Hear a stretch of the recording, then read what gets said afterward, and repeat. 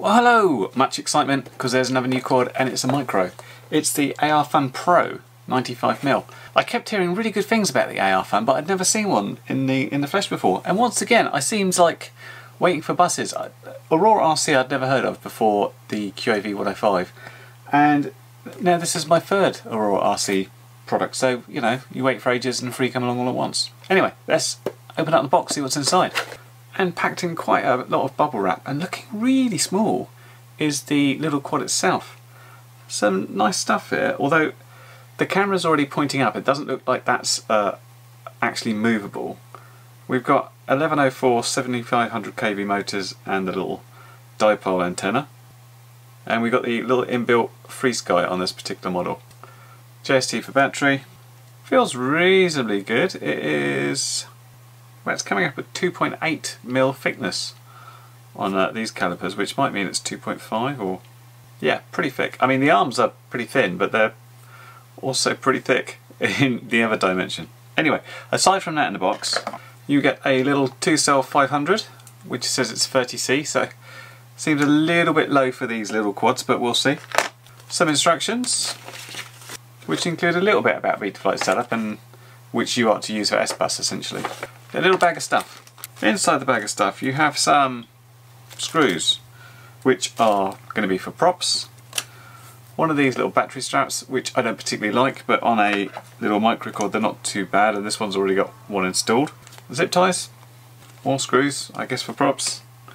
Little adhesive Velcro bits, which will be for getting the battery stuck down nicely on this bottom bit. And props. Now props wise, I thought previously I had some Gearbest 2035s on another quad and they turned out to be different. These ones definitely are, because it says so on the back.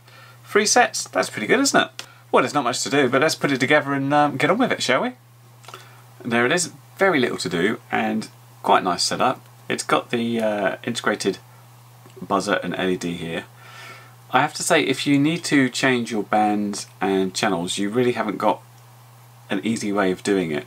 I changed it from NTSC to PAL, which works for me, but if you need to get in there, you need to lift the camera off and do it and not actually change your channel ever. So that's not particularly flexible there. I didn't put any cable ties here because these are pretty stiff and happy. So aside from putting the props on and putting a little bit of the Velcro on there just to hold the battery in, I went into Betaflight. Not too much to do there, although a couple of weird things. So this was already set up for D-Shot 600 with 8K gyro loop, 2K PID loop. I lowered the warning voltage, else these things fly around for ages beeping because those little batteries sag quite a bit before you land, or we just torture them, whichever way you want to look at it. I set small angle to 180, set up my modes, there were no modes set there at all. The weird thing was the PID tuning. Now, normally I go in and I keep everything default and I just whack my super rates up to 0.8. Now this one had a really interesting PID tune in Profile 1. It looks quite purposeful that it was done like this, but looking at the roll super rate of 0.85 with an RC rate of 1.1, that is going to be pretty spicy on the roll axis. So I'll keep that in there because I'm interested to see if this was really set up for this quad and see how it flies. But I've also set myself up a Profile 2, just as the normal ones with the 0.8 super rate, as I'd normally do, just to compare them. So all that remains to do now is fly it and see how it goes, and we will do that as soon as it stops raining and blowing horrible gales. Hopefully not too long. Well, for you it'd be instantaneous. For me, I have to sit around and twiddle my thumbs now for a while. Well, it's been nearly 2 weeks since I got this out of the box, and since that time we've had nothing but rain and wind and bad weather, and then my daughter was on holidays. But finally, it's come better. We've got a lovely clear day. The only trouble is it's cold, about 5 degrees at the moment, hence the silly hat and stuff. But I can deal with the cold, I just can't deal with rain and stuff. So let's get this out, fly it, let's get a little line of sight hover, and then let's FPV it.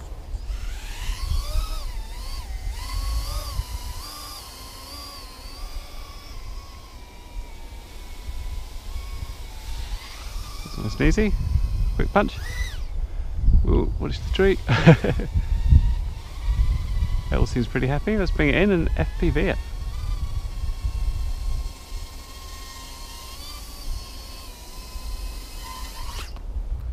So here we go, and I do the only sensible thing, which is to launch the camera right through a piece of wet grass.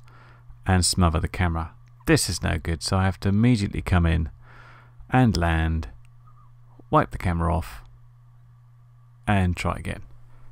Just a little touch of the grass there really gets the entire quad quite wet, so it's not the best flying conditions, and you can see there's still water on the camera lens because it came off as it flew again. Now I'm just kind of feeling this out because this has a weird roll rate, and trying that roll, it was blisteringly fast. It's okay just for flying normally, and the pitch rate was absolutely fine, but yeah, that roll rate was a little bit too much for me. It's just not what I'm used to. What I do like about it, it's nice and snappy in the turns, really quite maneuverable. So let's get on to flight number 2 here, and what I've done is I've just tuned down that RC rate to 1.0 and I've put my super rates back to 0.8, which is much more manageable, but it's still got that other pitch tuning in, which seems to work quite well. You can see I've still got moisture all over the lens. It's just everywhere in this field, unfortunately. Can't do much about it.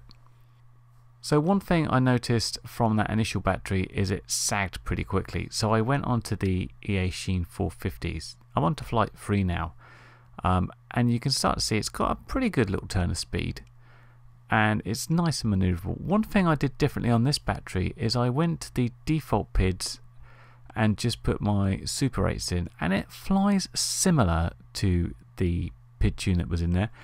Doesn't feel quite as snappy.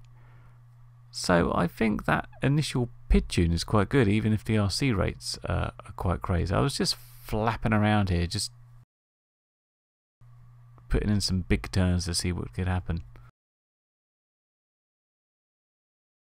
On to flight 4 now, and what I'm seeing in the DVR footage here doesn't necessarily match up with how I remember it. So I see some noise lines on the display here which I can't necessarily remember, but it could have been that I was concentrating on a bit on the screen, and that looked fairly good.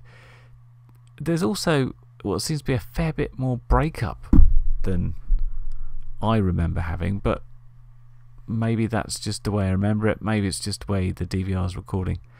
In terms of the image, it's pretty good. I mean, it's not like the Runcam Micro Swift that I've been flying lately, but it's fairly usable, certainly for these all-in-one cameras.